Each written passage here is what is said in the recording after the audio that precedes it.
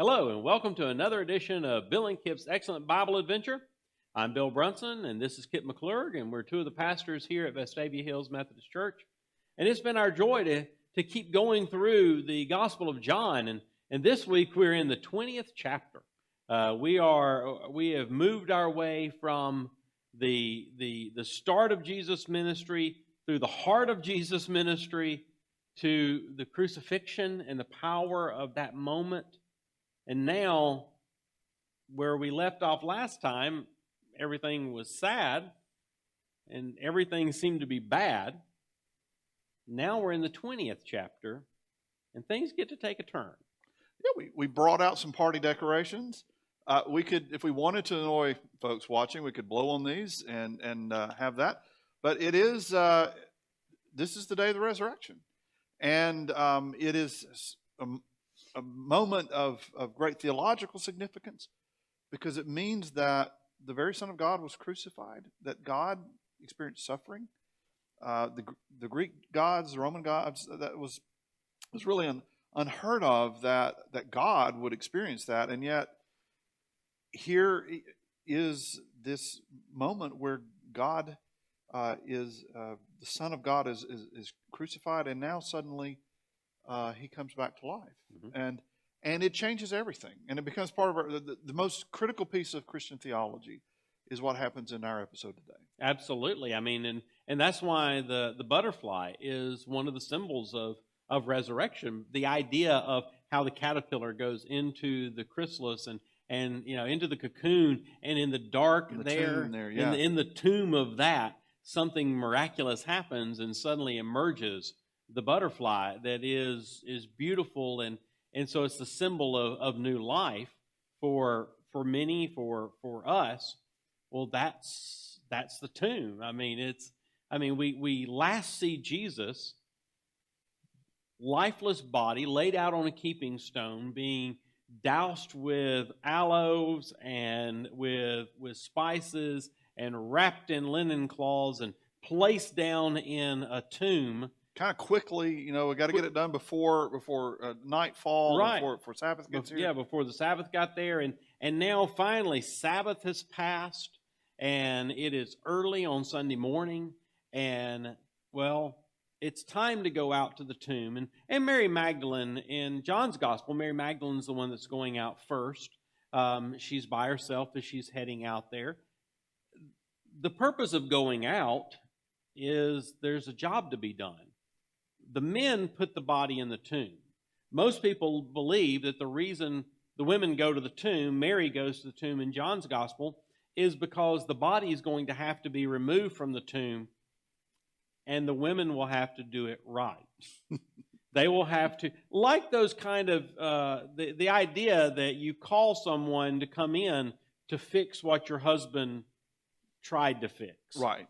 Kind of thing. Well, the women who know how to prepare a body for burial are the ones that will come. You see, they had to do it the right way because in a year, they're supposed to go back to the tomb, open the tomb again, remove the bones of the person, and place them in, clean them, and then place them in an ossuary, a bone box, to set back in the tomb. That's how these tombs would be used by generations. And so Joseph of Arimathea's tomb was a brand new tomb. No ossuary is in there yet. But they know that they need to prepare the body right so that it's ready in a year to put into the bones in the ossuary and the ossuary in the back. And Mary's going out there to do this. And it has to be hard to think about. First, to think about that someone she knew and loved was dead. But now to go out and have to remove that body out and to unwrap it and to fix it and then to drag it back in, it just has to be, every step she's taking has to be harder and harder to take, going out to that tomb. And she gets there, and the stone's not there. And she's not sure what's going on. It's what's happened. Jesus shows up, and she thinks he's the gardener, and where's he gone? What have you done with him? And it doesn't really dawn on her who it is. And then Jesus begins to speak. Right. Calls her by name. And that's all it's taken. I mean, it's all it takes is to see him. And of course, we know that before he appears to her, she's gone and told Peter and John, and they've come out and looked, and they've gone back, and they don't know what's happened to him. But Mary now has a secret. She knows that Jesus is risen. She knows that he's alive. And so he tells her to go and tell the others so that they can all be ready, because the world has just changed forever. Yeah. And he's about to show up, and they're not going to know exactly what to do with it. That's right. And so that's what happens is he shows up to the disciples, and it says that they were behind locked doors, which we can understand. I mean, Jesus was crucified as an enemy of the state, essentially, and certainly an enemy of the Jewish leaders. Mm-hmm. And so they were now fearful of what Jesus had said about, hey, they hate me, they're going to hate you too. That's right. He's giving them warning. What they're going to do, what they do to me, they could do worse to you. Right. And well, who wants worse than crucifixion? Yeah, what could be worse than what we just saw? I know. And so they're in this locked area, and then Jesus shows up. And I always this in the angels. It's always one of parts of my favorite parts of Scripture, when the angels show up to the shepherds and say, "Don't be afraid." You're out in the middle of a field by yourself, mostly young kids tending sheep, and this very scary looking bright figure shows up and says, "Hey, don't be afraid. Don't be afraid. It's no big deal." Jesus shows up dead, but he's not, and he says, "Peace be with you." And I don't know if I'd have felt a lot of peace in that moment. it didn't feel peaceful to me either. And the disciples are just sort of staring. I mean, they don't really know what to do with that. Mm. And then it happens again. It says that a couple of days go by. This time Thomas was not with them that first time, and Thomas says, "Look, hey, y'all are crazy. I mean, unless I see those scars, there's no way I'm going to believe this." Well, and over the years, we've given Thomas a lot of flack over this. Yeah. I mean, after all, we call people a doubting Thomas if they have any question about something. Oh, you're just a doubting Thomas. People die. You typically expect that they stay dead. Right. People that die horrible deaths on a cross, even though it's not recorded that Thomas was anywhere near seeing it happen, he knows what it's like.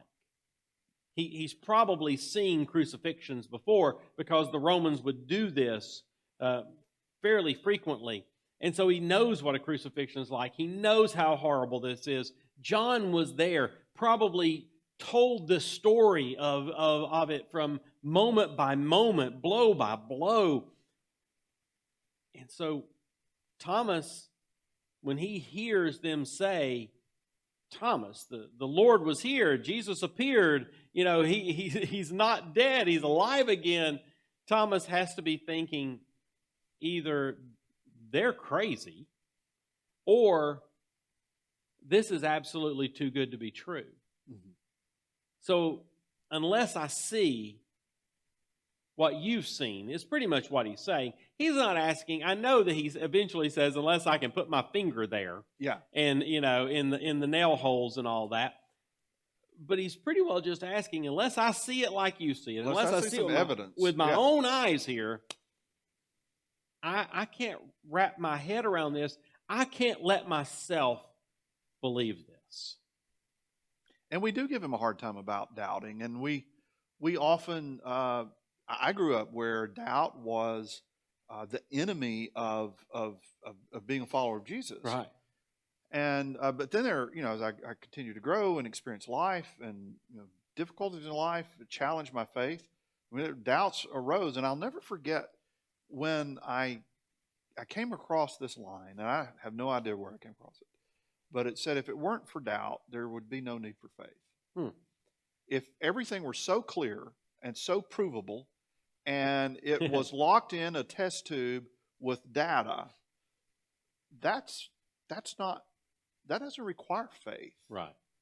Faith is when you're hoping, when there's an evidence, but it's not all there yet, and you're anticipating the outcome, but there's always going to be some element of doubt if you're truly going to have faith. Mm-hmm. Otherwise, well, there's no leap necessary. Right. It's just a fact, and so we give doubting Thomas a hard time, but really he's probably more reflective of what a healthy faith looks like. To say, I've got to work through this struggle on my own, and if I do, I'll believe. But I'm not going to take the shortcut and just go, okay, yeah, it's whatever you say. Mm-hmm. That'll work for me. Well, and even when Jesus reappears to the disciples a week later, and Thomas is there, and he sees. Well, Thomas sees Jesus appear. Jesus does not condemn Thomas. Jesus doesn't look at Thomas and say, you are no longer one of the 11 disciples. You have to now leave the group. Turn in your membership card. You're going to have to leave. We're going to have to change the secret handshakes and all that. He doesn't do any of that. He holds out his hands and he tells Thomas to touch and to believe. And blessed are those who don't have to do that, I guess. But he doesn't throw Thomas out because Thomas asked questions. Yeah. And that's what I've always struggled with people who get mad, frustrated, whatever, with people having doubts or asking questions. I've always replied, when somebody's asked me about, their struggle with doubt, I've always simply said, this is the joy of serving our God, who is big enough to handle the fact that sometimes we have questions. Yeah. And loves us enough to allow us to wrestle with questions, and we'll try everything to help us along through that wrestling process, And I think it helped some, as I had children, to realize, me saying, okay, this is the way it is, by the time they hit 12, that wasn't working. No. So my greater job became to help them understand why, to help them understand reality, and to understand how the real world worked. And so often we think, well, God is not going to like it if I ask questions. Well, no, that's a pretty healthy place to be. Mm-hmm. It's in prayer. It's in that conversation. It's in that relationship with God that Jesus was talking about, where we wrestle with these questions, but God is helping us understand the real reality, the spiritual realities of life. And he knows that that's not an easy path, but that he does have trust that eventually we can get there. Yeah, and it's a journey we're all on at different times and different moments in our life, and especially like Thomas, when things are extremely hard, and we're facing realities that we don't want to face. Doubt creeps in, doubt pops up, and God is right there with us as we work through it, as we think through it, as we argue through it. And we're obviously not the first disciple to be in this position. That's absolutely correct. And we won't be the last. Won't be the last. And now it's interesting that we come to the end of this chapter, and John writes this beautiful ending, it feels, to it. He says, yeah, it's like he says, I've written all that I've written in this scroll to testify about the miraculous signs that Jesus performed as he appeared many more times to his disciples. And I've written this so that you may believe. Yeah, and have life in his name, I believe. And have life in his name. And so, it's just this beautiful sort of wrapping it up. This is why I wrote the book. We're done. Yeah, it's a nice end. It is really a well crafted. It's It's a little bit like the when you get further in the New Testament, and Paul would write these letters that would end in these flourishing ways, and it was almost one of those moments where John is wrapping this up and putting a nice little bow on it there at the end, and it is a scroll that is ready to send out and share with others. But if you'll notice, this is the next to the last episode of John, because there is a second ending, not really a prequel or sequel, I don't guess, but it's a very interesting chapter. It's it's a little bit like I love television, and I've watched a lot of television. It's a little bit like a Columbo moment, where Peter Falk as Columbo would have those moments where he would ask something, he would talk to the person for a little while, and then he would leave. And then when the person would think, okay, it's all done now, it's wrapped up, Columbo would come back in and go, one more thing. And he would ask some other question. John has wrapped everything up. He's tied it up in a bow. He's rolled up the scroll, and everything's said. Everything's done. And then John goes, one more thing. One more thing. So, next time, we'll figure out that one more thing.